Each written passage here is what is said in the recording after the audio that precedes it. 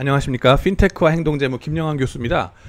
지난 시간에 이어서 숏 스퀴즈에 대해서 얘기를 하겠습니다. 지난 시간에는 폴쉐, 폭스바겐 2008년에 숏 스퀴즈가 일어나가지고 헤지 펀드들 망하시고 엘리어트, 그죠? 그 다음에는 또 독일의 갑부 중에 하나가 또 그것 때문에 자살로 생을 마감하고 아주 비참한 그런 결과가 나왔었는데 다 포르쉐의 계획이었구나 하는 거를 보게 됐습니다. 이번에는 뭡니까? 게임스탑, 소셜 미디어로 인해서 어떻게 상황이 변했는가, 헤지 펀드들한테 대해서 얼만큼 힘들어졌는가, 공매도 치기 힘들어진 상황을 같이 보도록 하겠습니다. 자, 게임스탑, 여기에 유명한 그죠? 그림들 쭉 사진 나왔는데요. 보시면은 2021년 1월부터 쭉 해가지고 2월까지 지나가는 그 얘기입니다.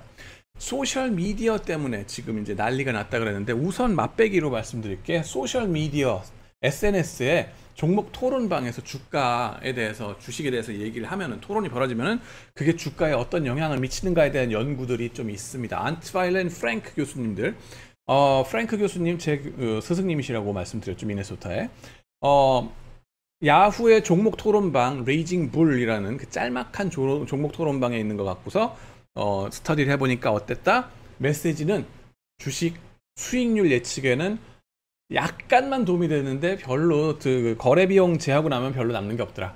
다만 volatility 내지는 변동성이 커지더라. 왜냐하면은 안티가 꼭 있기 때문에, 뭐 이 주식 좋다 그러면 반대로 얘기하는 사람들 많고, 나쁘다 그러면 좋다 그러는 사람이 있고, 그러다 보니까는 의견 다툼이 일어나면은 트레이딩 볼륨 올라가고, 그 다음에는 volatility가 올라갑니다. 이게 변동성이 심해집니다.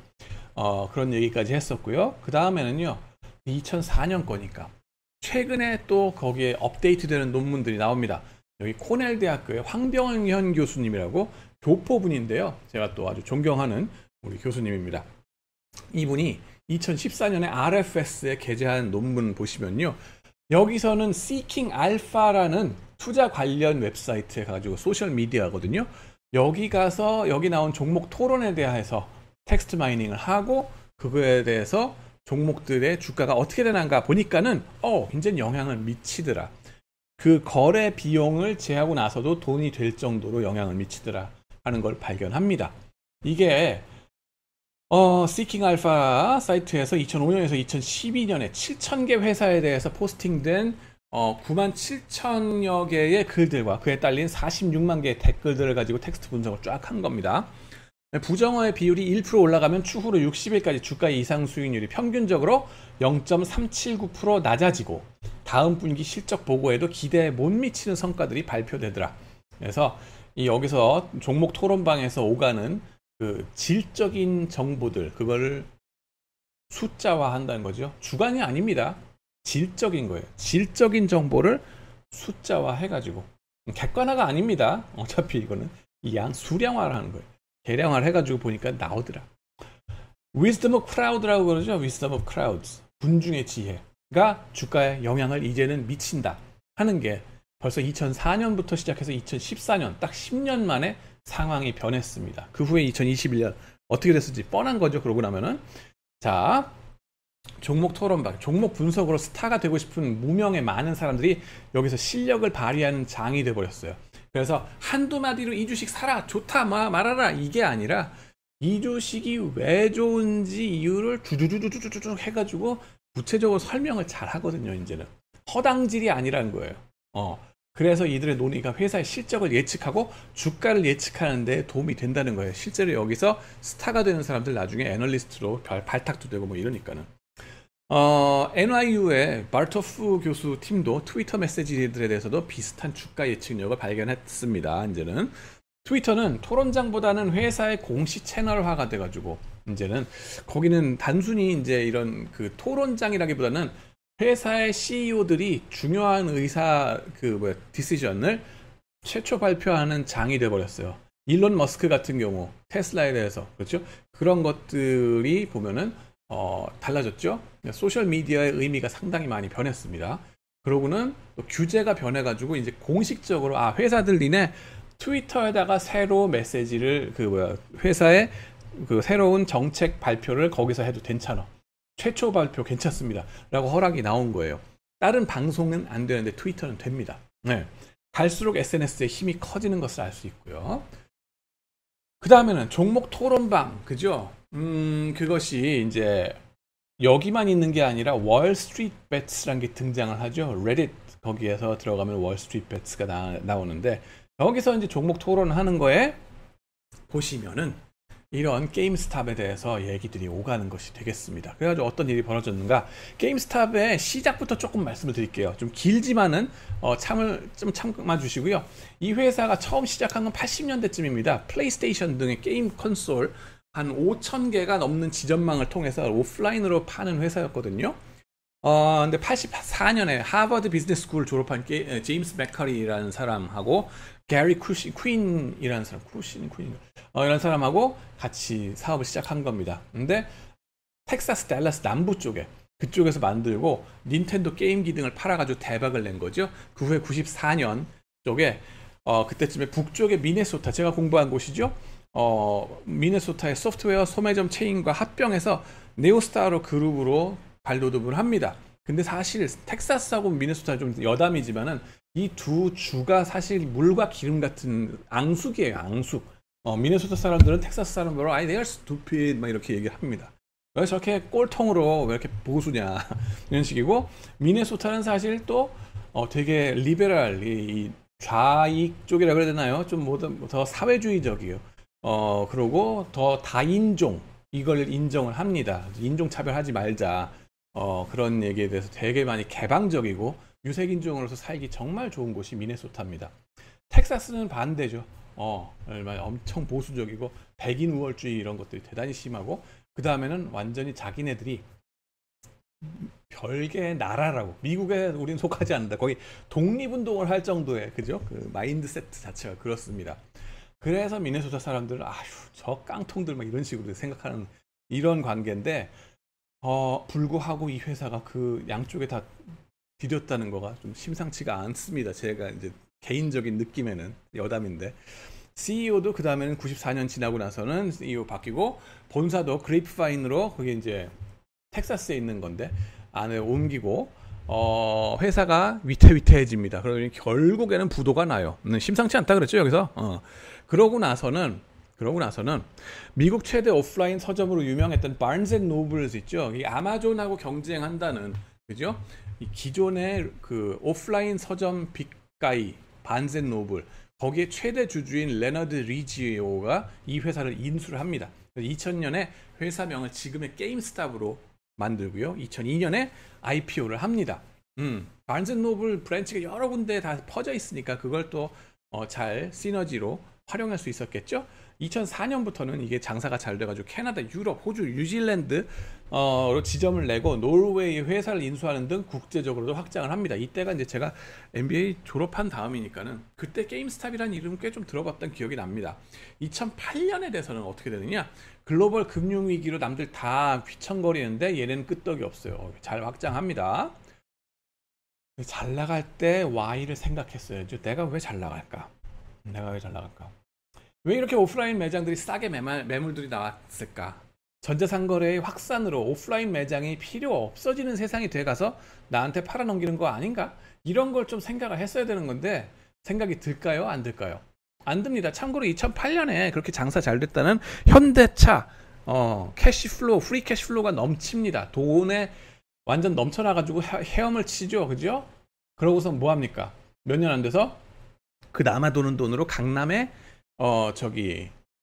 땅떼기를 10조를 주고 삽니다. 그래가지고 엄청 욕을 먹었죠. 4조짜리인데 3조짜리인데 저걸 왜 10조짜리나 주냐. 지금에서는 이제 부동산 정책이 실패를 하니까 우리나라가 저 강남 땅떼기 값이 10조보다는 낫네. 훨씬 낫네. 뭐 이런 판단이 쓰긴 하지만은 그 당시의 상황으로 가서는 망한 거죠. 그죠? 그 짓을 왜 했느냐. 게임스탑도 마찬가지입니다. 게임 시장의 판도가 둘이서 하는 하드웨어 콘솔 게임으로 해서 거기서부터 시작해서 인터넷으로 다운로드 가능한 멀티플레이어 네트워크 게임으로 진화하는 건데, 진화하는 과정에 있는데 그걸 캐치를 못한 거죠. 2020년 미국에서 최고의 연봉을 받은 CEO가 누군지 아십니까? 세 번째로 많이 받은 CEO가 블리자드, 여러분들 스타크래프트 좋아하시죠? 거기 CEO입니다. 7천억 원인가? 뭐 몇천억 원을 연봉 1년에 딱 받는 거예요. 1년에. 네트워크 게임 그 정도로 잘합니다. 그죠? 잘 나가는 건데. 그런 거에서 다 도태가 되는 거죠. 적응을 못해서 도태되기 시작하고 2016년부터 급격히 매출이 감소합니다. 직원들에게 매출 증진을 위해서 무리수를 더 가지고 그 바람에 오히려 직원들 불만이 폭발합니다. 게임스탑이 위기에 닥치게 되는 거죠. 2017년에 화불단행이라 그러죠. 안 좋은 일이 터지려 그러면 여러 개가 한꺼번에 터집니다. 줄리안 레인스 CEO가 뇌종양 재발로 돌아가십니다. 안 됐지만은 고인의 명복을 빕니다. 2018년에 실적도 6억 7,300만 달러로 최악의 순손실을 기록합니다. 8천억 원이죠. 네, 아콰일로인데요. 이러는 와중에 2019년 돼가지고는 이제 매니지먼트가 막 혼란스럽고 막 이런 와중에 주가가 완전 바닥을 기잖아요.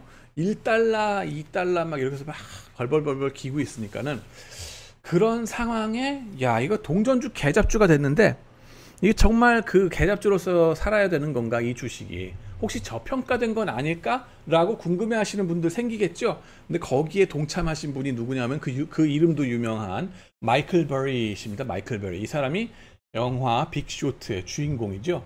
서프라임 모기지 크라이시스를 예측을 하고서 미리 공매도를 쳤다가 그죠 대박을 낸 사람인데 이 사람이 이번에는 게임스탑을 딱 보더니만은 반대네. 이거는 괜찮은 회사야. 펀드멘탈 괜찮고 잘 될 회사인데 너무 동전주로 지금 바닥을 기고 있어요. 좀 올라가야 돼. 저평가됐어. 라고 얘기를 합니다. 그러면서 그 주식을 왕창 사놓고서는 회사 경영진한테 얘기를 합니다. 편지를 보내요. 우리가 당신네 주식 3.05% 정도를 이미 소유하고 있어. 니네 주가 너무 떨어졌으니까 자사주 매입 좀 해서 주가를 올려라. 라고 얘기합니다. 자사주 매입이 뭡니까?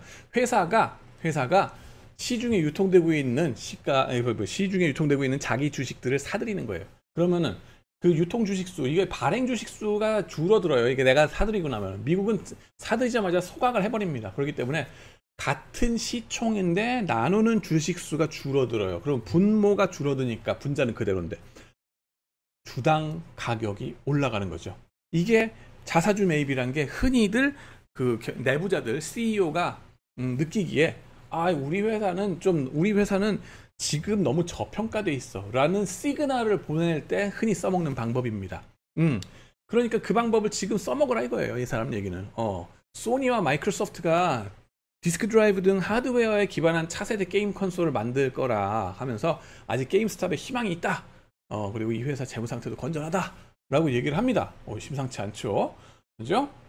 그래가지고 주가가 막 뜹니다. 한 10불 정도. 그러고 나서는 그때쯤 되니까 이 사람이 소셜 미디어에 등장을 합니다. 이 사람 누구냐 하면은 키스 길이죠. 키스 길이라고 로어링 키티라는 유튜브 채널의 유튜브 운영자예요. 그러면서 방송을 합니다.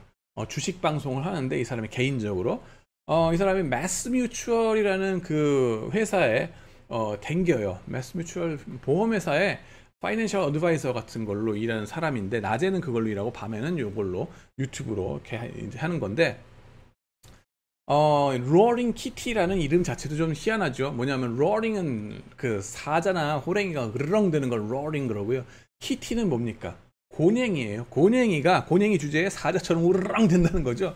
암시가 참 대단하기도 합니다. 결국 로어링을 하게 되는 그런 키티이긴 한데 동시에 또 다른 이름이 뭐예요? Deep Fucking Value라고 해가지고 이 레딧 이쪽에 월스트리트 배츠에서 또 소셜 미디어 활동을 했습니다. 그러면서 이 사람이 뭐라 그래요? 자기도 이 게임스탑 주식 괜찮다고 생각해왔고, 그죠? 많이 샀는데 많이 사가고 있는 중인데 마이클 버리 저 사람이 저렇게 얘기하는 바람에 주가가 어떻게 됐어요?